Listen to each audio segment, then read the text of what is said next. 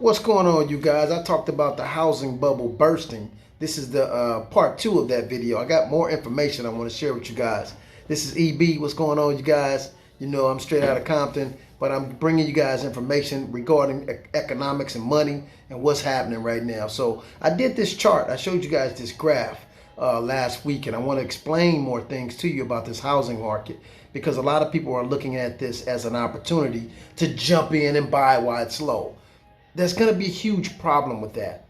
And I'm going to go through this chart right quick. This is the the real home price index. Now, this was created by basically deducting the rate of inflation with the price of the homes. So if you notice, this is a 100-year chart here, and it shows you, because we all know that if you bought a house today, it's not going to be the same price for that house 20 years ago, or in 20 years that same house is going to even be more because of the rate of inflation. Of course, a house in my neighborhood was about 40,000 in the early 70s. Now that house is $1 million in View Park, Baldwin Hills, which they call Black Beverly Hills in California. Those homes, you can't touch none of them for under $1 million. That's a wrap. So that's the rate of inflation. We all understand the inflation rate.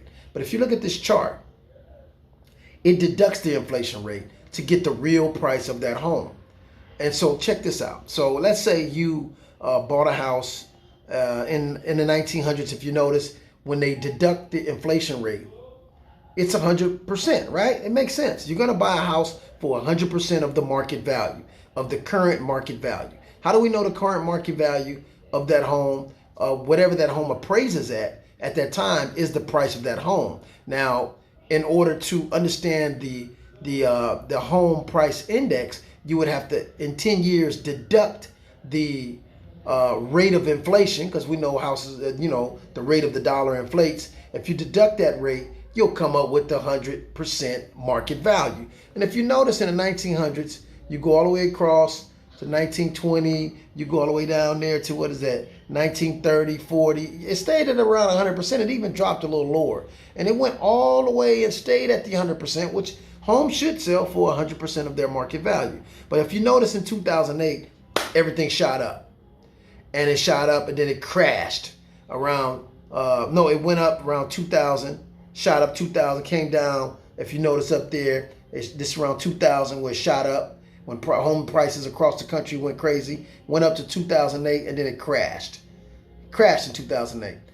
And look at 2008 where it was at. It was at 160% above market value. So that had to crash, and it did crash. Now we go all the way up here to 2020, 23.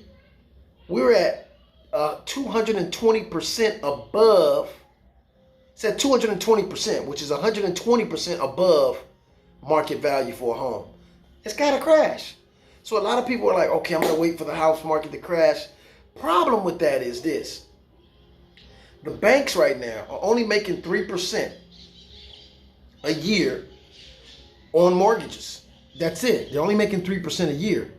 And so if they go borrow money from the Federal Reserve or from the U.S. Treasury, that money costs them 5% a year interest. So they losing money on homes. Now, what's going to happen when the market crash is you're not going to be able to get a loan from the banks because the banks are losing every year on mortgages. Make sense? So because the banks are losing every year on mortgages, they're upside down, only making 3% profit. And, a lot of different foreclosures are happening. And also, so a lot of people defaulting on those loans. They're not paying them. And the housing price is 120% above market value. So what's going to happen is when those prices drop, they're really not going to be able to make any money on mortgages, because now the loan to value is not going to even be able to support the rate that they borrow money at, which is 5%.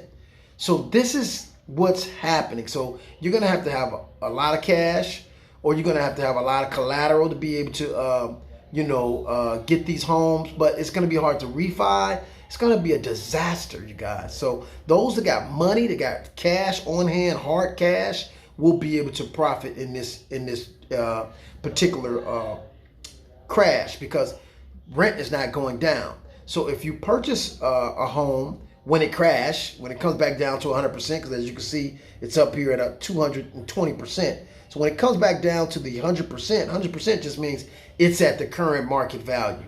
When it comes back down to that current market value, if, this is a big if, you a person that have hard cash to be able to purchase homes at the market price that they're going to be at, if you can just buy the house with no bank loans, you're going to be in a great position to make a lot of income, because again, rent is not going to drop when the prices of homes drop.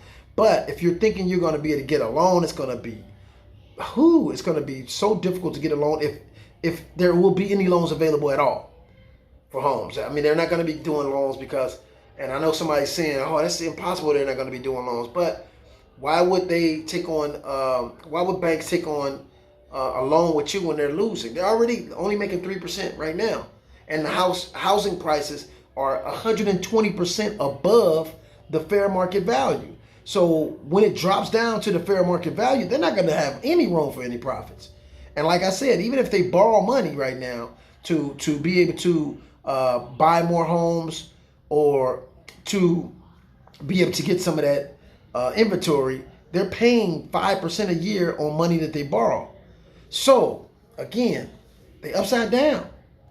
So it's not going to be a huge opportunity for you to get in the housing market unless you are sitting on hard cash, or you got gold, or you got something you can liquidate for cash to purchase these homes. Because at the same time the housing market crashes, a lot of banks are going to go under, and they're not going to be able to do loans, mortgages, because they just went under with the overhead that they already have taken on in the mortgage industry. So I'm hoping you guys are understanding that we're looking at one of the worst economic bubbles ever in the history of the world. We got a fiat currency bubble. All the fiat currencies in the world are getting ready to crash.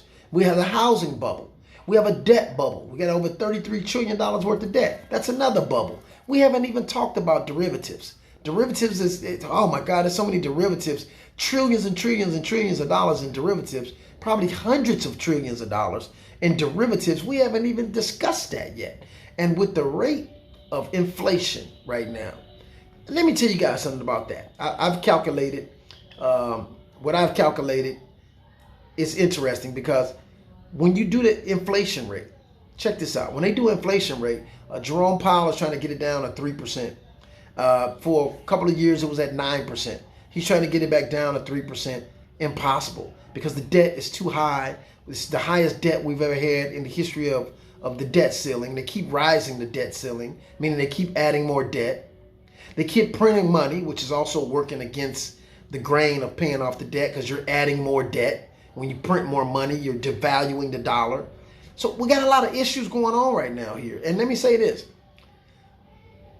Even though we have a high inflation rate right now, did you guys know that when they calculate the inflation rate, food is not calculated in the inflation rate? Wow. How many people knew that? They don't include food in the inflation rate. So that means to me that that product and that commodity that is the most purchased commodity from consumers in the world, which is food. We all need food. This is the first thing we need is food. And the first thing that we can really determine inflation is food. That's not even in the calculation of inflation. So inflation is higher than what we think it is, because food is not being counted. So again, you guys, this was information. This video is just for entertainment and information purposes only. And, I want you guys to do your own research. But again, it is time for you guys to learn different strategies, learn a different skill set that you can actually be able to capitalize no matter what happens in the world. So grab my link in my profile and start learning more about how you can make money with this information that I'm giving out through trading, through understanding stocks, through understanding different commodities. And that's what we're all about here. You guys have a great one, and we're going to do another video to keep you guys updated to what's going on. Deuces.